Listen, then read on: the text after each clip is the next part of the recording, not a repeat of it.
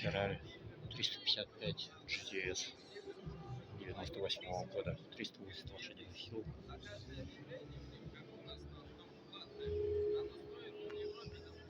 За 15,5 миллионов рублей. Это вот инвестиции. Классика. Настоящая машина. Классическая Италия.